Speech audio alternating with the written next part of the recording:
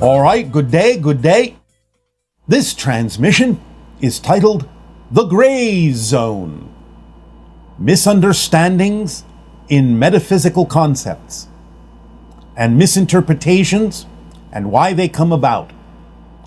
Now, when we say the gray zone, we are not discussing the gray beings. We are talking about the idea of a blending of different concepts, a limbo state that connects to and relies upon old-fashioned and outdated paradigms in an attempt to explain metaphysical concepts that creates misunderstandings and misinterpretations.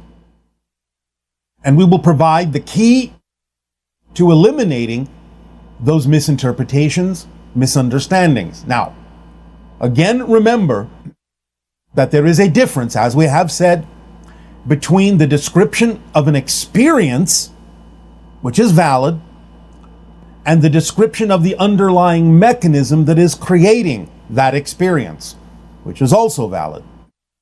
Even though sometimes those two things can seem diametrically opposed, the idea is to simply understand the difference between a linear-based description within time and space, based on concepts that you're used to thinking about, and a newer, more modern understanding of the underlying mechanisms that create those experiences. So to allow for more clarity, it would be more wise to be able to recognize and acknowledge both simultaneously. On one level, saying, I am choosing to create an experience of such and such, while simultaneously I understand that the underlying mechanism is this or that, so that I am not assuming, nor in my communications about metaphysical concepts, allowing you to assume that I believe that the emotional and experiential description has anything to do with the actual mechanism at hand that is creating or allowing me to create the experience that I am describing.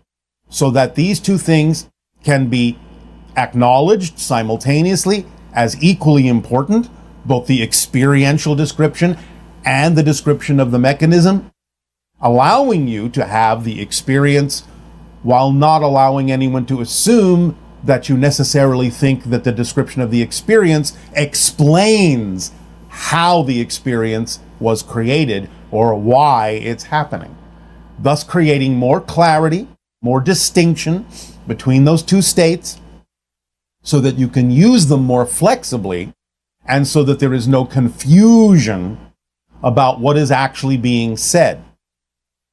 So the idea, as we have given examples of things like reincarnation, where in the old paradigm you say, well, I have lived before as this other person, I may live again as another person, instead of understanding the actual mechanism of everything exists simultaneously. I, the person I am now, have never been another person, because that other person exists at the same time that I do, even though it is separated by the illusion of time and space. To use the word time in this concept, saying it exists at the same time, means it is happening simultaneously.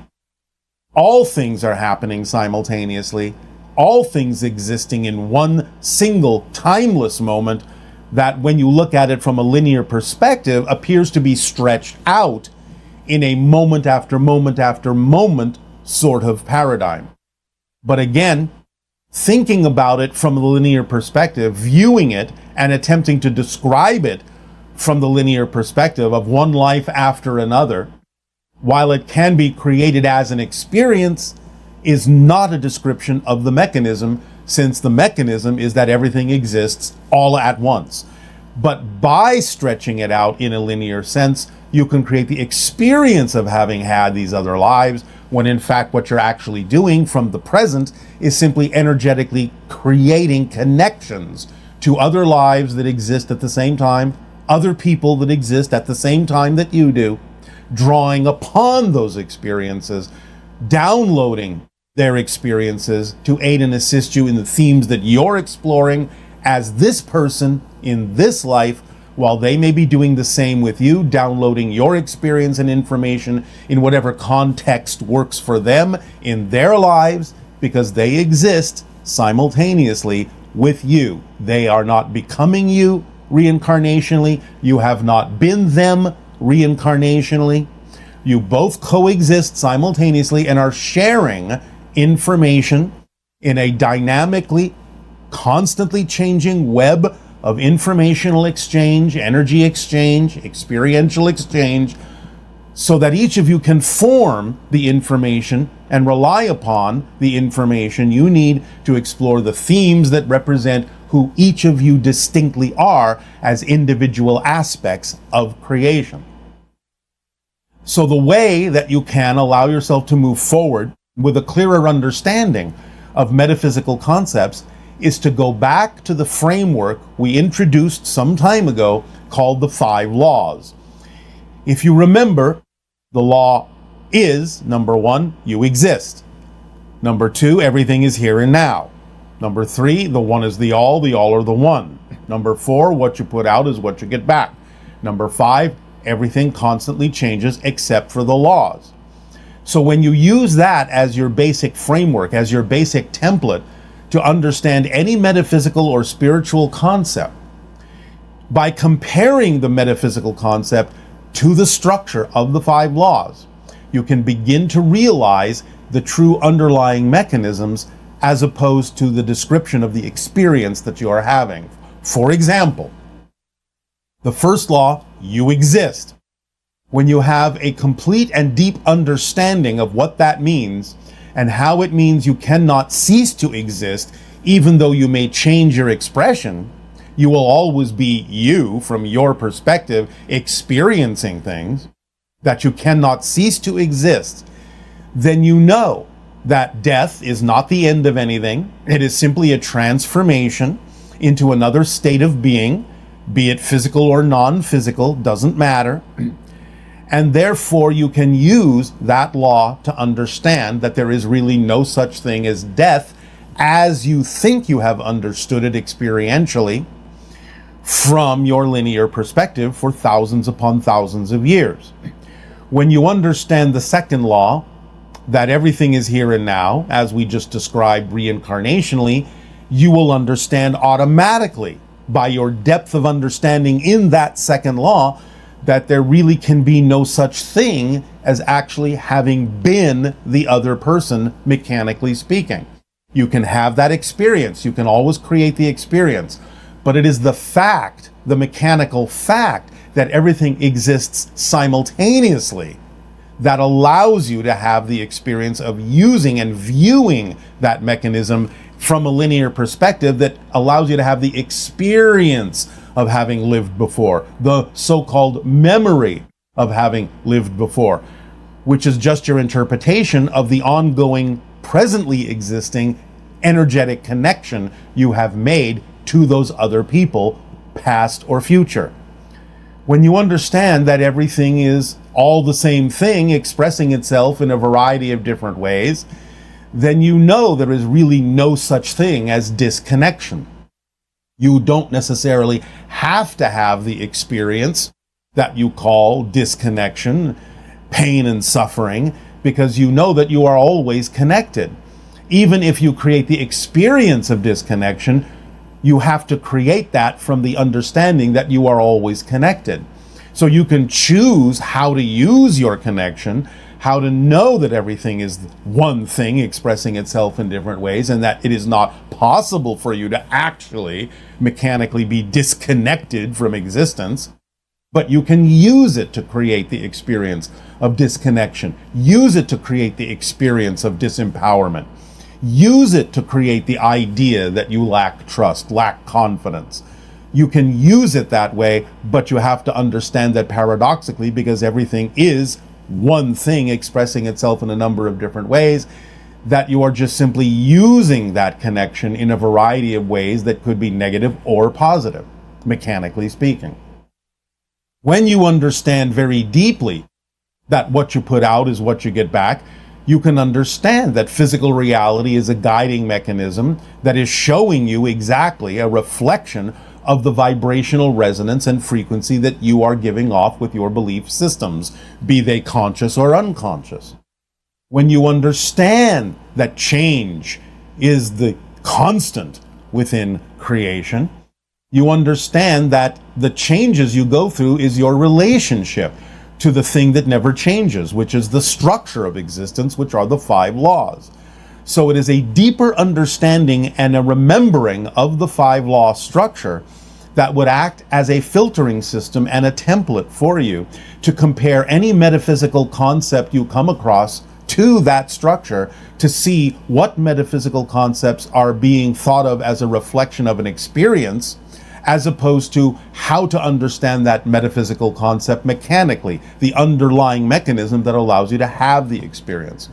So a deeper understanding of the 5 laws will allow you to compare any metaphysical or spiritual or even non-spiritual concepts against that, to know that that is the structure of existence. That's how everything works. It is always a combination of those laws that creates every experience you have. But at the same time, being clearer about what those 5 laws actually mean, going deeper into your understanding of them, will allow you to automatically start understanding and seeing the difference between an experience of a metaphysical concept and the mechanism that underlies it. Again, for example, the concept of psychic functioning or predictions. If you know, again, that everything exists now, then it is not a surprise that someone who is tuned to a parallel probability reality could pick up on the idea that that reality that you could shift to may have a high degree of energy behind it, a high degree of momentum behind it, may be the most likely manifestational reality to occur if things do not change. But understanding the 5th law, that everything changes, gives you the opportunity to say, well, if I understand that that prediction is not necessarily a prediction of the future, but a prediction, a sensing of the energy that exists in the present, because everything is here and now, then I understand that it's simply an opportunity to know where the energy lies now, and to know that in the 5th law, everything changes, that if it doesn't necessarily have a lot of energy behind it, or the energy behind it can be changed, then the prediction doesn't necessarily have to manifest if it's not something that you prefer. And by adding energy to it in a different direction, by defining it in a different way, by using it as simply a present day sensing of where the energy is, instead of an absolute prediction of something that's inevitable or unavoidable, then you can use the law of change to add energy to it in a particular way that can allow the prediction to render itself obsolete by having known what it is telling you about the present energy. So again, using the 5 laws and comparing metaphysical concepts that you have lived with for thousands of years against that framework can give you far more clarity about what the mechanical truth is behind many of the metaphysical or spiritual experiences you may have in your life. So we would always suggest and recommend and encourage you to look more deeply into the 5 laws, understand them much more clearly, and that will give you the template to carry through life, so that anytime you have a metaphysical experience, even if you want to validate it as an experience, which is fine, it will still simultaneously give you the clarity you need to understand the mechanism that goes along with it, so that you don't necessarily think that the experiential definition is a description of how those things actually work, which can cause much confusion in people who are coming into a clearer understanding or a growing understanding of metaphysics and spirituality. We thank you for allowing us to share this idea of this gray zone where these things can get blended in to provide more clarity and take them out of confusion, take them out of misinterpretation, take them out of misunderstanding, so that you can move forward with the idea of metaphysics in a more modern way, and it can serve you to create the reality more consciously that you prefer. In return for the gift you have given us of allowing us to share this information with you this day of your time, I ask. Hello. And good day to you. Okay, so my first question is, what do Earth humans of this time most misunderstand about karma? That it is not a punishment. It is an opportunity to rebalance yourself. And as soon as you make a decision to realize that you may have been out of balance in the way that you would prefer to be, and you make a decision to balance yourself, there is no karma. It is simply the recognition that you are out of balance, and it is the decision to rebalance yourself that erases anything that has to do with that concept. Fantastic, thank you.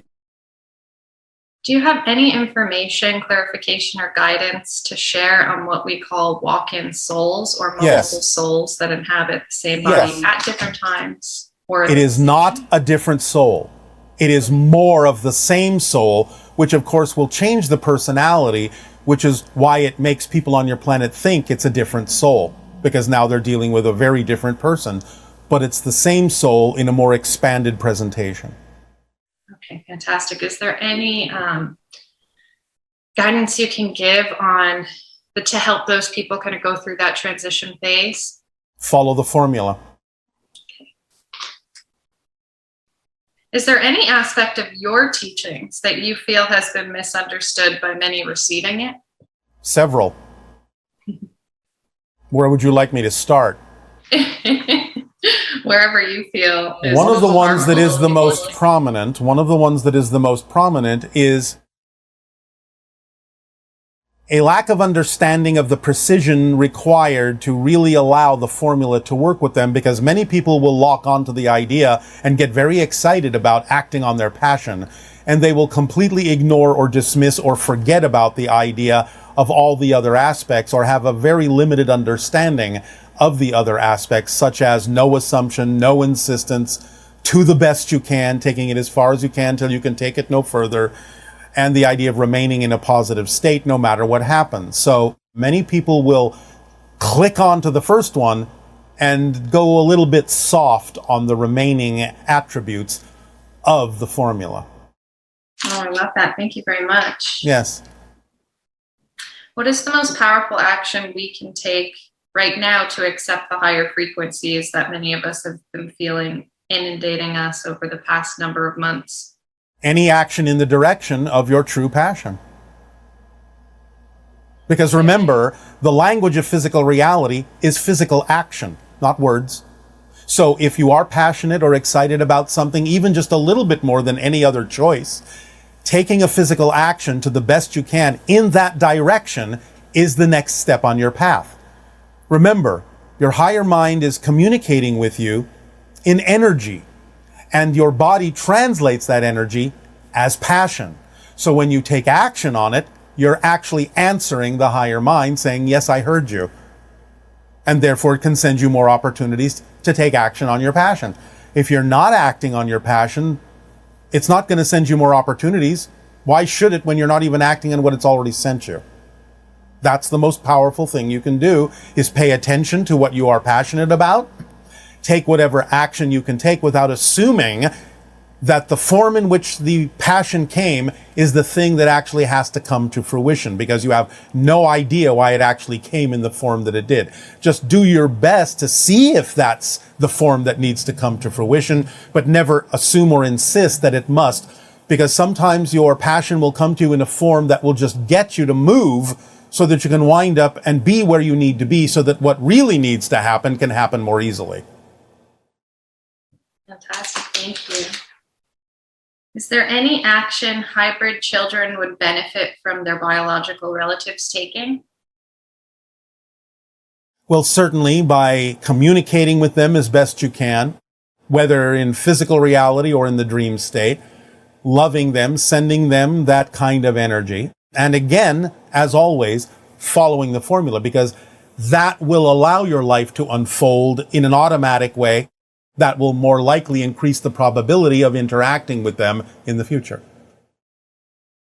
Thank you. And remember, when you act on your passion, you raise your frequency and you make yourself a better receiver of higher frequency information and energy.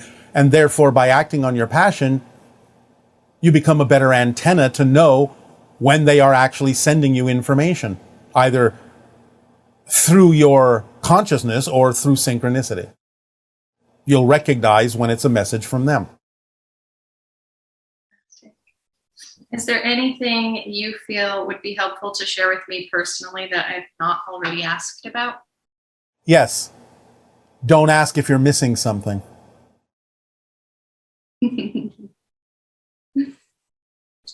Thank you. Yes, that's very true to what I've been going through. Anything else? Nope, that's it. Thank you so much. All right. We thank you for your interaction. Good day. Part 2 of my question is about the parallel realities, and I'm a little confused. I understand that every time we change our entire past and future.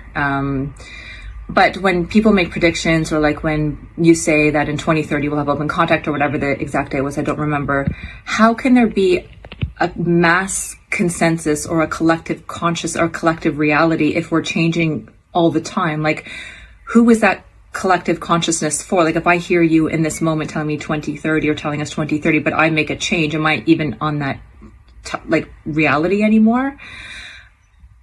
I hope my question is clear, but I just don't understand, because I just watched the video on the parallel timelines, and if there's infinite timelines for us to be on in any given moment, how can there be a collective timeline that everyone creates, or that in 2030 we can have open contact? Like, I don't really understand that. And yeah, and just with myself personally, yeah, I'll leave it at that.